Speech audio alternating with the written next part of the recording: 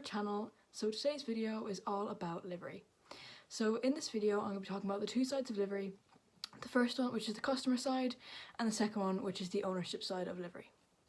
So if you're only interested in the ownership side, which will also be like setting up, so what facilities you need for a livery yard and what you need to think about if you're setting up a livery yard, such as insurance and getting things like an equine premises number. So if you're interested in that sort of thing and that side of livery, you can skip ahead to this time in the video, as that's when I'll start to be talking about that rather than the customer side.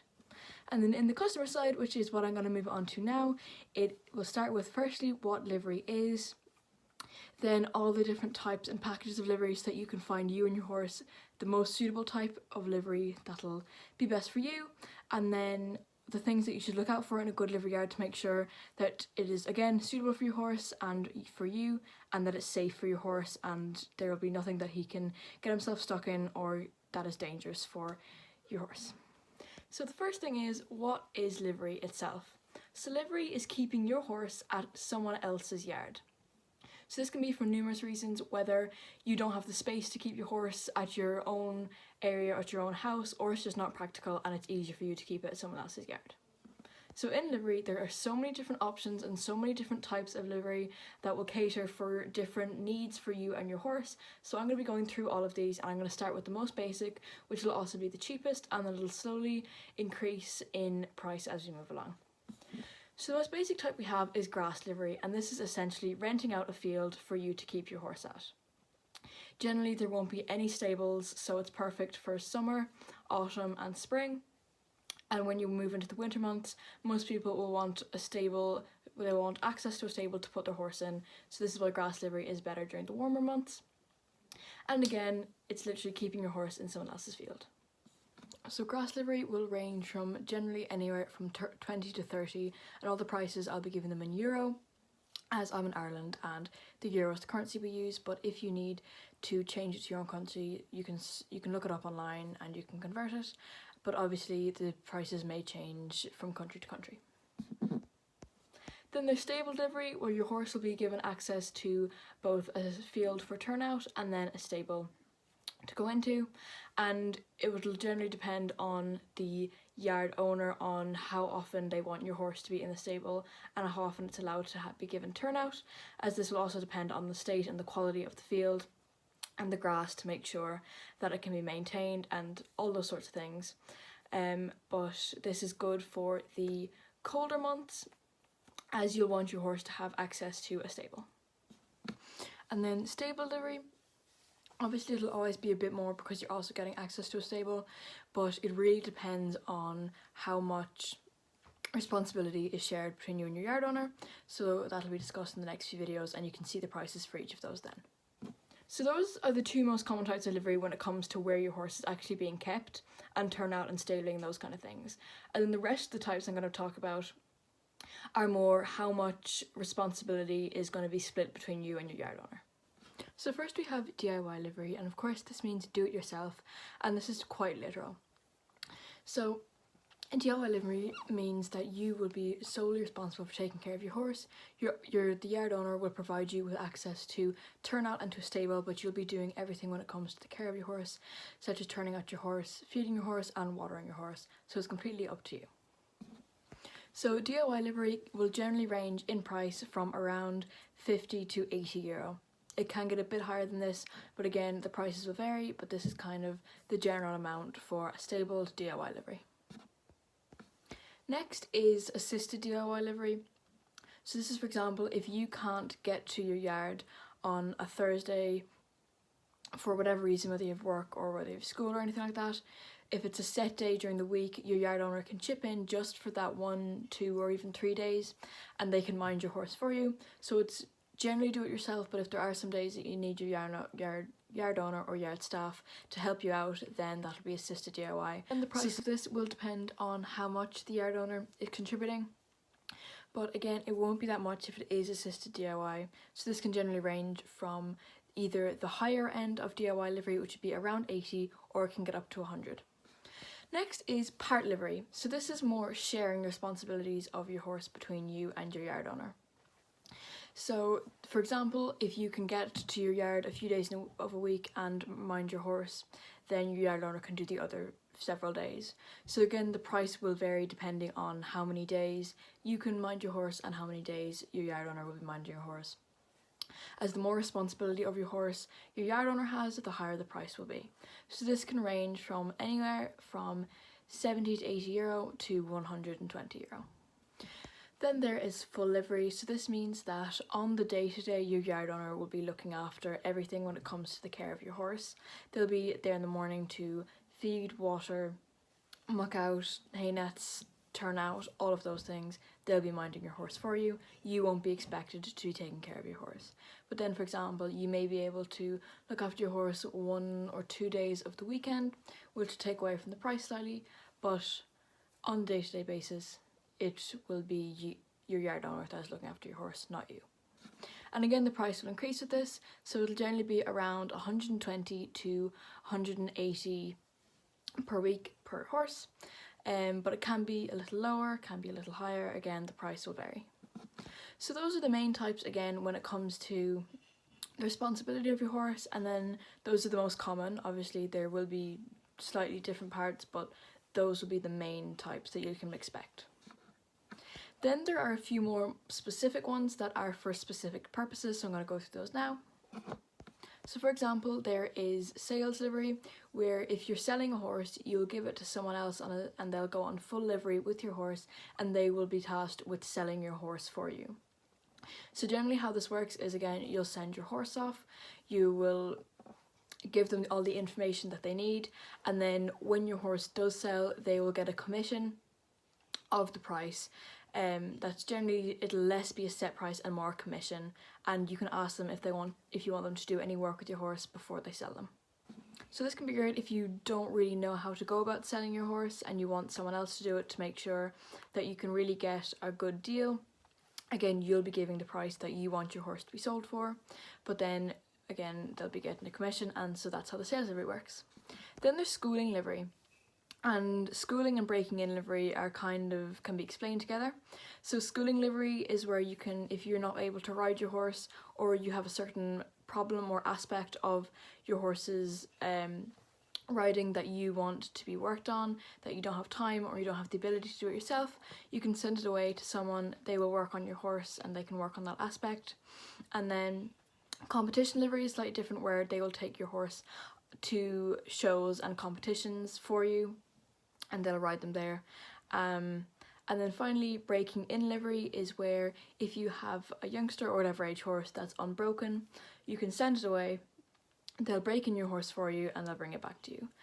So the breaking in can differ, whether it's just you want them to be lightly backed or you want them jumping. That'll depend, and the price will all depend on how much and for how long your horse is being worked with. So now that we've gone through all the different types, I'm just going to go through a few of the things that you want to look out for in a livery yard. Some of the positive things about it, some of the facilities that you can expect, and then some of the things to look out for, just to warn you to make sure that your horse will be safe. So firstly, some of the facilities that you can expect at a livery yard. So obviously, one thing you should look for is that they have fields and that these are good quality, and there can be a rotation during the year to make sure that your horse will always be able to get turnout, as horses should have 2 to 3 hours of turnout minimum a day. So you need to make sure that there will be a rota of the fields so that your horse can be turned out during winter. Next thing will be stable blocks, obviously, for your horse to go into during the winter. If you're on stable livery, otherwise grass livery, you just need a field, but stable livery there should be a stable, and generally your horse will be given one set stable where they'll stay. Then a few of the more facilities that are regarding with riding. So there will be an arena, and the size and the surface of this will differ from yard to yard. Then sometimes they will have a lunging pen, which can have a wood chip bottom or a sand bottom, like a sand surface. Then your livery yard may have a wash bay where you can hose down your horse after a ride. And there will be a tack room where you can store all your tack, unless you want to take it home with you, but it can be handy to have all your tack in a tack room, and again you'll usually be given an allocated spot to keep your tack. So there can be a mix and match of facilities at each yard. Some of the most basic ones is to make sure that there's turnout, a stable and an arena. Those are the most basic things that you'll need and the most common things. Most yards will have those, and then the rest are just nice to have, but they're not essential. So then some of the things that you want to look out for in a livery yard. Number one is the fencing. So the fencing in the fields ideally will be a stud and rail post. They can sometimes be a wire, they can be electric wire.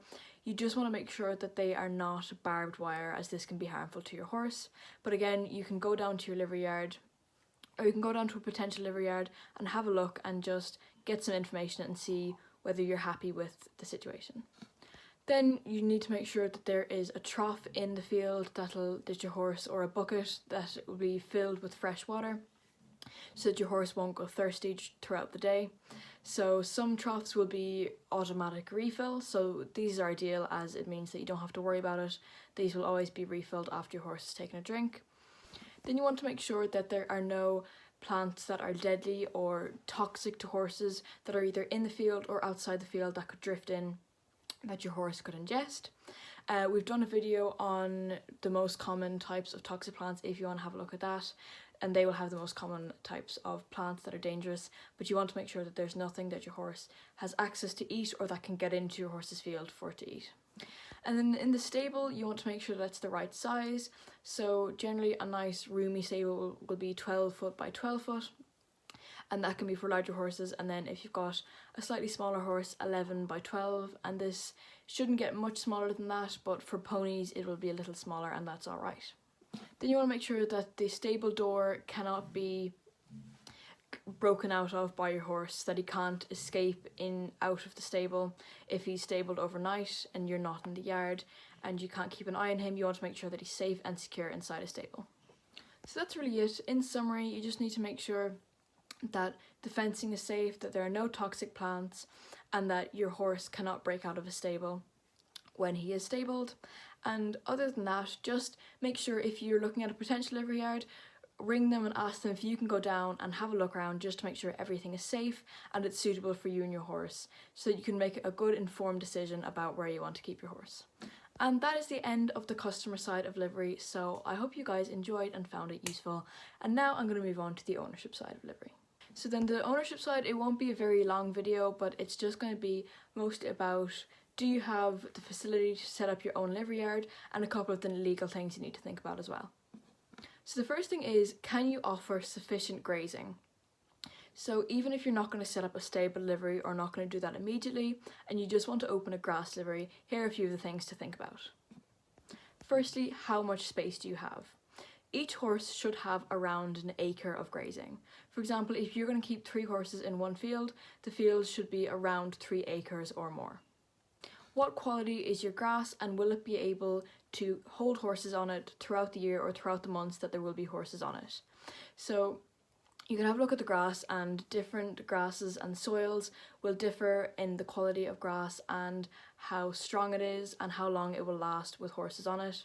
And how many horses can you actually keep on, not just with the size but the quality of the grass and how well your grass will be able to hold the horses on it. And then if you're planning to put stables in and have people come in and use these stables, you just need to make sure that the stables are the right size and that they're built conveniently for easy access for all deliveries and for you to manage.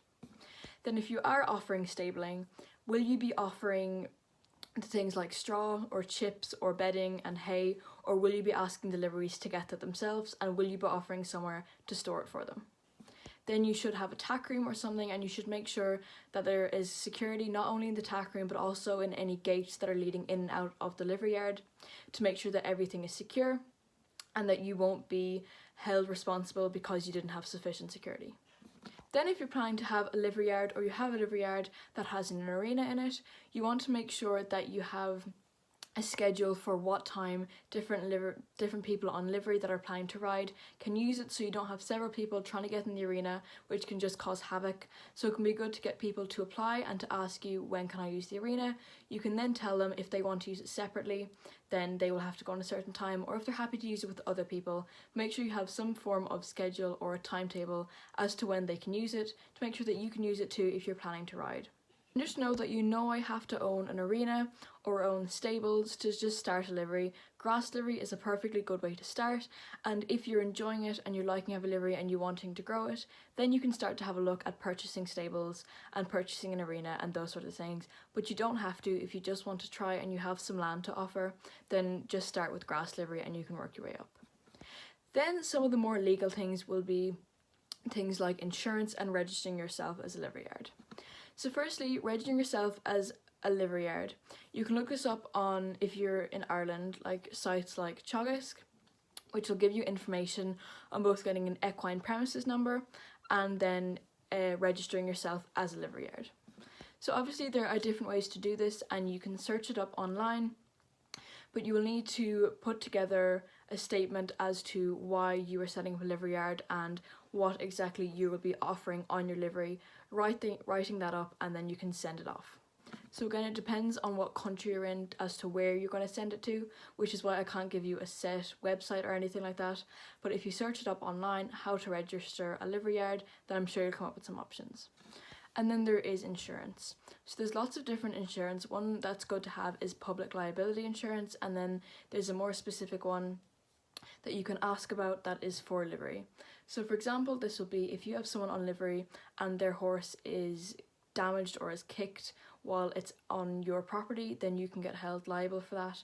So you need to make sure that you have insurance that will protect you against that. So if you look for an insurance agency, you can email them or text them or call them, and they'll be able to give you a more detailed summary of what they have to offer and what insurance you'll need for livery and for riding. Then for riding, you have to think about whether you want the people that are on livery to be allowed to ride, which will then again have more insurance. As if they're riding and they fall off or they get injured in some way, then again you can be held liable for that as it is on your property. So you can just say, no, I don't want you riding on here, and it'll be fine, and they won't be allowed to. But you need to make sure that they will know whether they can or cannot ride while on your property, and if they can ride, you have the insurance to cover that. Anyway guys, that's kind of it for the customer and ownership side of livery. So again, the ownership wasn't very long, but if you have any questions, put them in the comments and I will try and answer them. And I hope that this was helpful and had some good information in it. Again, I don't have vast knowledge on this is all researched online. But again, if you have any questions, put them in the comments, and if you have any new ideas for videos or vlogs, put them in the comments as well. And I hope you enjoyed this video, and we'll see you next week.